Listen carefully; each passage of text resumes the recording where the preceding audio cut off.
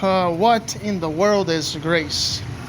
There is no one, no matter who they are, no matter how young, no matter how old. There is no one, no matter their successes, no matter their failures, no matter how very rich, no matter how tragically poor.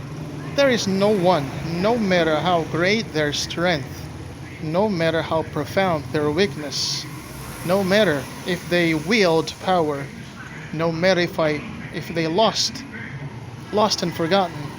There is no one, no matter how religious, no matter how profane, no matter how if comfortable, if living with pain, no matter if all alone, no matter if loved by many, no matter who they are, no matter where they are, who isn't in personal, constant, desperate, immediate need for divine grace. No one is accepted, no one is omitted, everyone is alike. All live the same drama, all have but one hope: grace. Grace is a thunderous, expansive, powerful, and life altering word. Other than God, there is no more important word that the human mind could consider and the mouth could speak. Grace is the ultimate spiritual game changer. It is the one thing that has the power to change you and everything about you. There simply is nothing comparable to God's grace. Grace explodes into your life in a moment, but will occupy you for all of eternity. You could dig into grace every day of your life and not reach the bottom of its power and glory. Grace is bottomless, treasure-laden, mine of divine help. In his famous hymn, John Newton really did choose the best word ever to describe God's grace: amazing. Grace is why God sent his Son into this world, to do for us what we could not do for ourselves, to transform us from what we are, sinners separated from him, into what we are becoming, Christ-like and with him forever. Because you are God's child, grace is something you'll never deserve, but can always expect.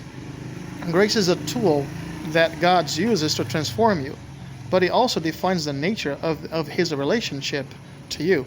Grace will devastate you while giving you peace of heart and rest of soul you have never experienced before.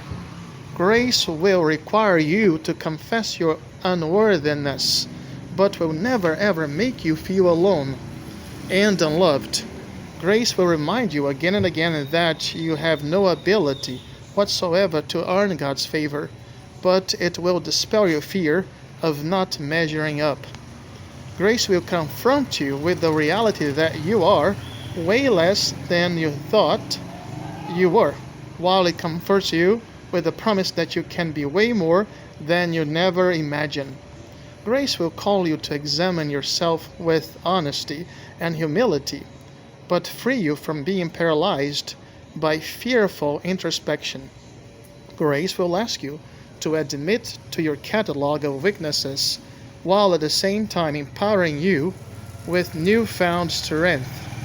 Grace will keep reminding you of what you are not, so you will receive God's welcome to what you can now be.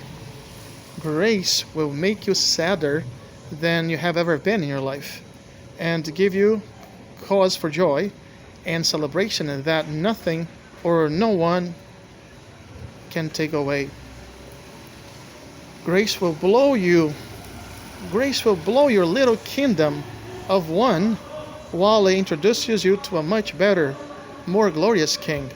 Grace will work to expose your blindness while it gives you eyes to see. Grace will drive you to the end of yourself, while it holds before you the promise of fresh starts and new beginnings. Grace is a person, and his name is Jesus. God bless. Paul David Tripp.